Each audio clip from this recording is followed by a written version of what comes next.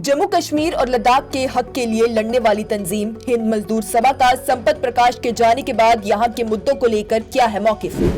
जाने से पहले संपत प्रकाश ने अपनी जिम्मेदारियां किसके कंधों पर सौंपी थी। आखिर हिंद मजदूर सभा का क्या है मकसद, क्या है ये पूरी खबर और आर्टिकल 370 समेत जम्मू कश्मीर के तमाम छोटे बड़े मुद्दों को लेकर अब इस तंजीम का क्या है रुख, आइए आपको बताते हैं। संपत प्रकाश जो कि किसी भी तफसील के मोहताज नहीं है, सभी लोग उन्हें बखूब जानते हैं। अपनी जिंदगी में संपत प्रकाश ने हमेशा सच्चाई का साथ दिया और जम्मू कश्मीर और लद्दाख में रहने वाले लोगों के हक के लिए लड़ा।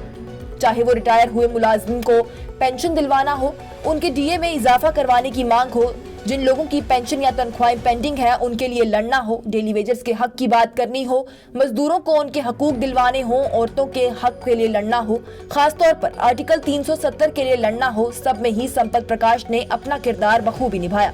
इतनी उम्र में भी संपत प्रकाश इतनी सारी जिम्मेदारियां अपने कंधों पर लेकर चल रहे थे।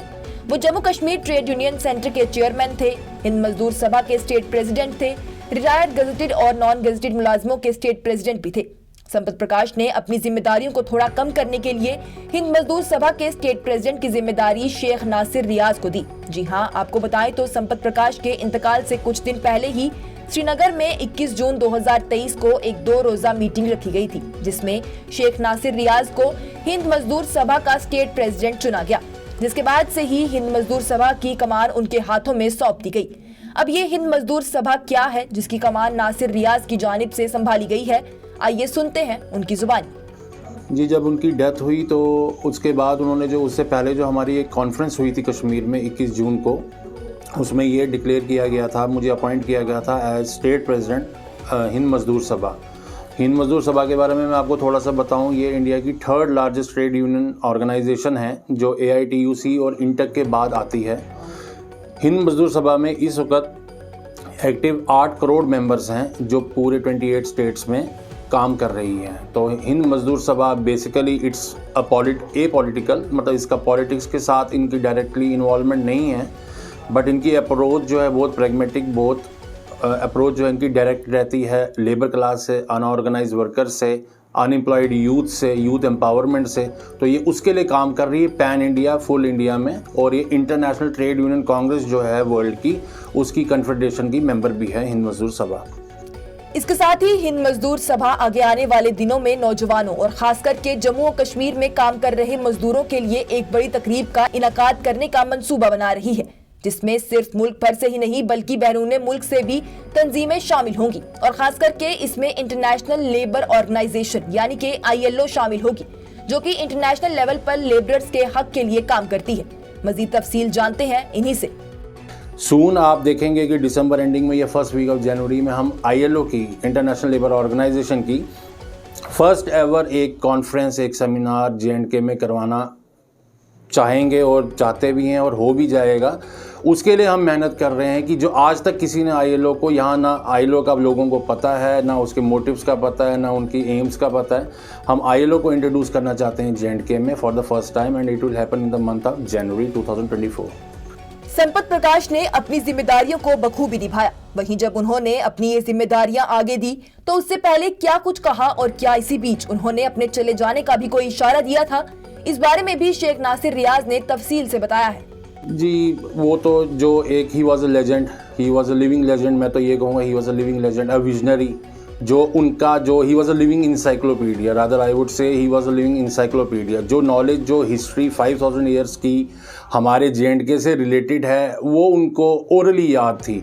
तो जो वो उनके पास जो डिटेल, जो सब कुछ जो अपने सब्जेक्ट पे होल्ड उनकी थी, वो किसी पॉलिटिशियन में, किसी ब्यूरोक्रेट में, किसी में मैंने आज तक नहीं देखी, ना देखी जाएगी, क्योंकि he was a living legend and you know that legends never die. कि हमारी जो 2 डेज़ कॉन्फ्रेंस हुई थी 21 और 22 जून को श्रीनगर में, वो हमने ही ऑर्गेनाइज़ कराई थी, मैंने ऑर्गेनाइज़ कराई थी, संपत जी ने, और हमारे जो हिंद मजदूर सभा के जनरल सेक्रेटरी हैं हरभजन सिंह सिद्धू जी, हमने मिलकर ऑर्गेनाइज़ करवाई थी। वो बहुत मतलब खुश थे। वो इसलिए खुश थे कि वो कहते थे कि यार मैं अपनी जो लेगेसी है वो मैं आपको फॉरवर्ड कर रहा हूँ, वो मैं अब आपको सिखा रहा हूँ, वो मैं आपको आगे दे रहा हूँ। तो आप मेरी लेगेसी जो है यूथ को एम्पावर करो, यूथ को गाइड करो यूथ को, बताओ कि पॉलिटिकल जो माइंडसेट होता है उसमें कैसे मतलब एंटर किया जाए, अपना कैसे दिखाया जाए। तो वो जो मेरी मुलाकात थी, और उसमें हाँ उसमें उस एक स्पीच थी, शायद मीडिया वालों के पास भी हो, उन्होंने कहा था कि शायद मैं अब अपना जो है सब यूथ को दे रहा हूँ, जो मैं अपना मेरा जो भी ख़जाना है, जो ट्रेजर आई होल्ड, तो वो मैं यूथ को दे रहा हूँ। मेरे पता नहीं 7 दिन मैं और रहूँ या 10 दिन रहूँ। तो अनफॉर्चुनेटली वो वैसा ही हुआ कि 21-22 को फंक्शन हुई और 1 जुलाई को हम सुनते हैं कि संपत जी इज़ नो मोर।